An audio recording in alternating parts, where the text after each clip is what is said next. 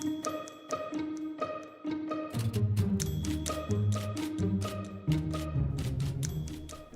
evening. Welcome back to Ask 9 here in the streaming studio. I'm Becky Phelps. And I'm Jim Mertens. The president's speaking in Clive, Iowa, near Des Moines. That speech just wrapping up. You were watching the entire speech. It was, of course, streaming on KCRG apps. We were trying to cover it as best we could. I was thinking we might not have Ask 9. I was thinking it could blow out the show. Yeah, it was possible. The president actually showing up for the speech more than an hour late, close to an hour and a half late. It was supposed to start at 3 o'clock, and I think it started about 3:25 or something like that in that area. 3:22. Okay. I wrote it down exactly somewhere. No. 4:22. Excuse me. I'm sorry, you're absolutely right. You're absolutely right. 4:22. Yes, because we joined it in progress during the 4 o'clock and could only stay with it for until 4:36 to be exact. Just to let you know. And then it was, of course, the continuous coverage on KCRG apps. The president had a very busy schedule while he was here in Iowa. Before the speech, he was at the Machine Shed restaurant, which was in Urbandale, another city, but just 5 minutes down the road. And he spent a lot of time with people there. He was, doing handshakes, very individualized conversations with a lot of folks, and did speak to reporters briefly while he was at the restaurant, but was there with a lot of Iowa members of Congress. Yeah, the Machine Shed is a Quad City-based restaurant, actually, that's owned by Mike Whalen, who's been very active in Republican politics. Actually did run for Congress in eastern Iowa a few years back, so that's part of the reason why the Machine Shed often plays a bit of a role when it comes to Republican politics in the state of Iowa. There we go. I did not know that. I was a bit of Googling the Machine Shed. Yeah, Mike Whalen has been very active for quite a few years, and the Machine Shed has been a very successful restaurant and hotel operation that has expanded throughout the Midwest. Well, for those of you who may not have caught all of Trump's speech, which went about an hour after it started at 4:22, we want to give you some of the highlights from what happened while he was speaking in Clive. And by the way, we did get a bit of a look at the crowd at the very end of the speech. We were looking at a feed of the room, and it finally pulled out, and it did look to be pretty crowded. There were a decent number of people there. Of course, there were also people protesting outside across the street. One of our sister stations reported there were close to 2,000 people protesting at that group's peak. A lot of people are still very upset, of course, with the ICE actions in Minnesota. That's been the top of the news, and the administration really has been trying to drive more the point to the economy and what the president sees as major successes when it comes to his tariff policies and economic growth.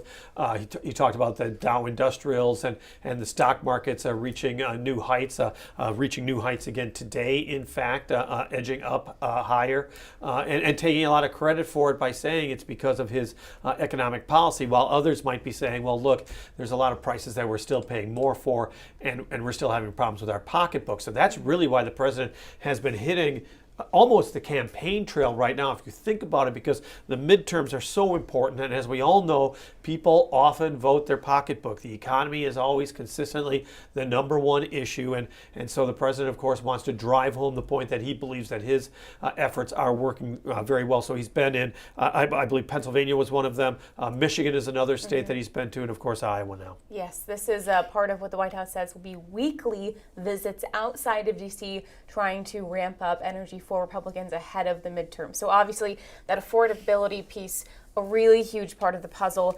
Trump talked about gas prices being lower. He did exaggerate gas prices a little bit. I think he said they were $1.90 something in Iowa, and they're like $2. So exaggerating a little bit, but emphasizing the lower gas prices.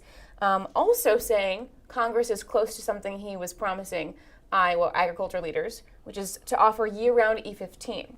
So he did say that congressional leaders are getting pretty close to being able to pass that. And he did say, of course, as soon as it comes to his desk, he will sign it. A lot of people outside of Iowa and Illinois don't believe ethanol is a good investment for America's energy policy. So there's politicians that have been slowly edging away from ethanol products because of that.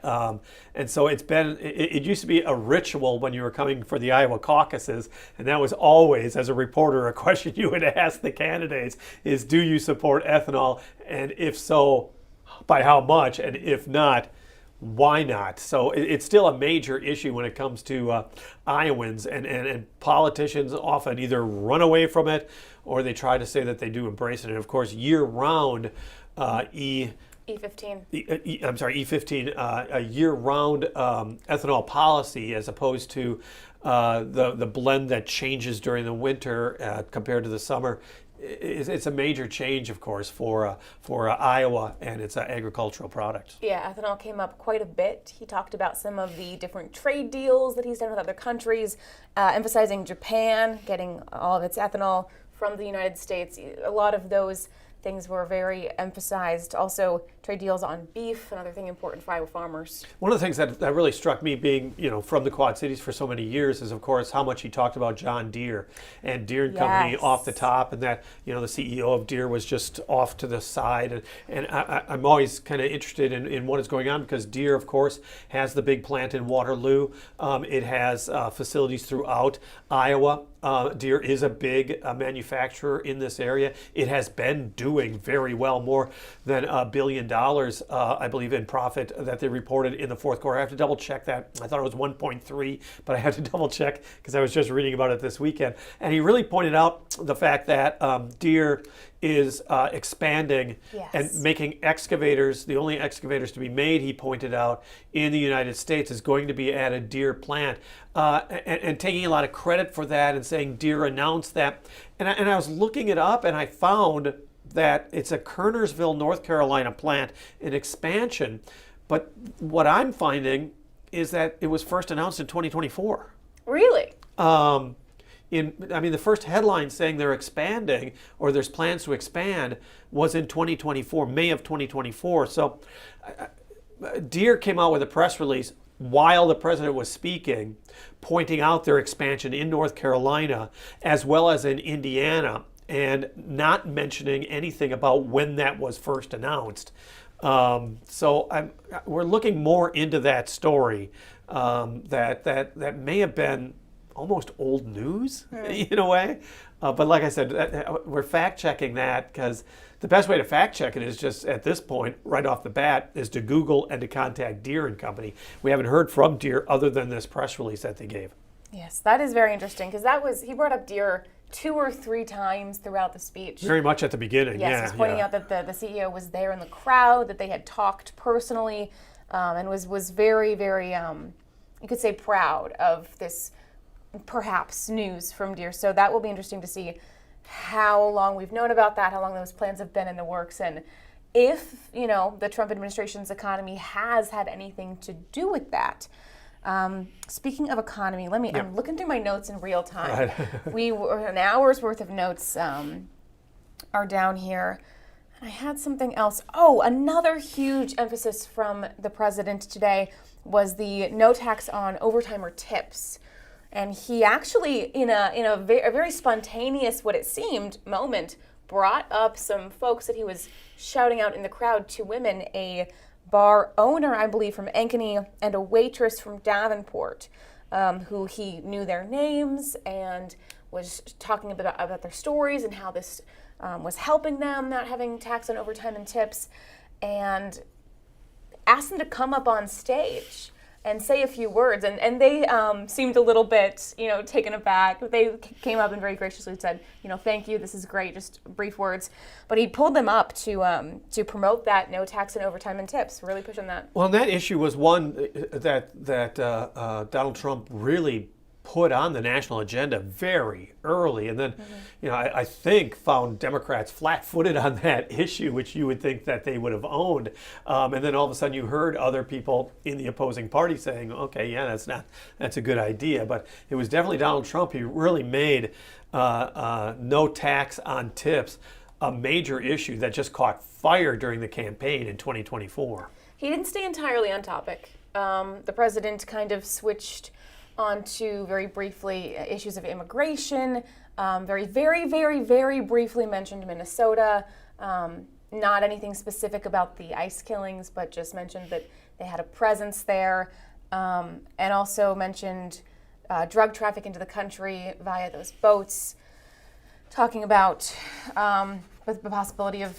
blowing up more boats if people were, they thought that was necessary. So did kind of stray off of the main talking points, briefly mentioning some of the hot button issues per se. Yeah, absolutely. And if you're going to talk about ICE and the immigration crackdown, I mean, the president is almost taking a more moderate tone than other members of his administration right now. He was asked before this speech more about ICE, and he's basically saying, look, there are major investigations going on right now, and I'm waiting for the results of that. That's very different than what some of the border patrol leaders and Homeland Security have been saying, where they're really, before an investigation is complete, are really laying a lot of the blame, in fact, towards the people that have been shot in both cases. Absolutely, yeah. He was being pushed by reporters before he got on the flight to Iowa, and then when he landed at the machine shed, was being pushed on those issues a lot. Like we said earlier, he was not alone at the machine shed or at his speech in Clive. He was surrounded by many of Iowa's I don't want to say all of them because I don't think Mariannette Miller Meeks was there. I did not see her. But we saw Randy Feenstra, we saw Ashley Hinson, Zach Nunn. Yeah. He said Governor Reynolds was in the crowd. And he, speaking of affordability, pushing all that energy towards midterms. Really hyping up the crowd, asking them to get out and vote for Republican for the midterms. So he shouted just about everybody out by name. And before Trump went up to talk, Ashley Hinson went up to talk. She's a representative right now, but is running for Senate, running for Joni Ernst's seat, which will be open at the midterms. And Zach Nunn came up and talked. He is running for re-election. I wrote up earlier some of the other people in that race because these are the possibly contentious races. It's a big race, yeah. It's very big. So Ernst chose not to run for re-election. Hinson is running. Republican Jim Carlin is running. John Behrman is running. Democrats, we have Nathan Sage, Josh Turek, Zach Walz, all of whom I believe have released statements about Trump's presence in Iowa. And then Zach Nunn running for re-election in Iowa's 3rd congressional district. That's seen some shakeup in the last couple days. That has been a little back and forth. State Representative Jennifer Converse was running for that seat and just dropped out, I believe, yesterday through her endorsement behind State Senator Sarah Turner Garrett. So, yeah, I mean, you're seeing one of the things that happens is that, and we've talked about this in the past, is that you're seeing some of the fundraising numbers come out, and if your fundraising numbers lag behind others, you start falling by the wayside. A lot of people always think that it's poll numbers. Poll numbers are one thing. Fundraising numbers are quite a different thing when it comes to the actual mechanics of a campaign.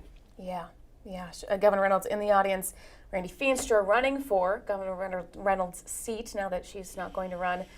Democrats putting up Rob Sand as their big contender for governor for the Democrats. Yeah, and it's been a long time that you've seen both the governor and a Senate race in Iowa that are kind of up for grabs right now. And so this is going to be a very interesting political season heading into November. Absolutely. All the more reason for the White House to be putting Trump out on this weekly travel plan, trying to stump a bit for all of the Republican candidates out there. As well as to make his administration look like the administration that's helping you and your pocketbook. Some of you are saying, yes, he is, and others are saying not enough or not at all. So, I mean, the old phrase, it's the economy. It's stupid. I mean, I'm sorry, economy. No, it's not. It is exactly what we'll tell. Yeah, it's going to play a huge factor, which is why he points out, the stock market. And I got to tell you the truth. I mean, the stock market's growth is good news for investors. As he pointed out, it's good news for 401k plans. But, sometimes the stock market is not as good of an indicator of how strong the economy is that it used to be. I mean, it could fluctuate on a dime in one day and be back the next day. It's very fluid, but we're seeing continual gains that we also saw during the Biden administration as far as the stock market is concerned. We saw gains during that period of time as well, and some would say, well, the economy was bad then. So, I mean, I'm not always sure if the stock market is a great indicator, but it does drive, as the president noted, 401ks, and so many of our investments are based on that. So in that way, it's very good. And they need to be, doing this much campaigning because it is very, very, very rare that the party in power retains their power during the midterms. Midterms, yeah. So, and he talked a lot about that. He wants to be one of those presidents that retains the power and continues to be a four-year president, so to speak. Yeah. And that was part of his address. Clive, Iowa, as we said, it was just under an hour, but it started almost an hour and a half late. Not that that really matters anything, but he sometimes does run late for some of these events. And all politicians, a lot of politicians do. Yeah, absolutely. George W. Bush, on the other hand, was very timely. Okay. I mean, there was something about George W. Bush that he wanted to be on time. I just remember Bill Clinton. Bill Clinton was among the worst. He was one of the worst. That and Illinois Governor Rod Blagojevich, they would come very late. But George W. Bush was always very punctual. Wow, that can be appreciated. Well, yeah, among the media that that has deadlines, that can be very much appreciated. Speaking of media with deadlines, we'll have more coverage in the TV9 News at 6 and 10. We have a crew that was at Trump's speech. Our Des Moines crew, Dave Price and Isabella Warren, have been out in Des Moines with a very long day. They had to drop their gear off at, I think, 7:30 in the morning. Yeah, security's always very tight now. Yes. As it should be. They are working very hard to continue to bring you guys updates and more recaps and fact checks about what Trump said today in Clive. But that is, I believe, all we have for you today here in the streaming studio.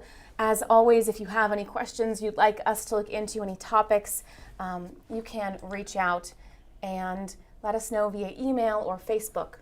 Have a great evening.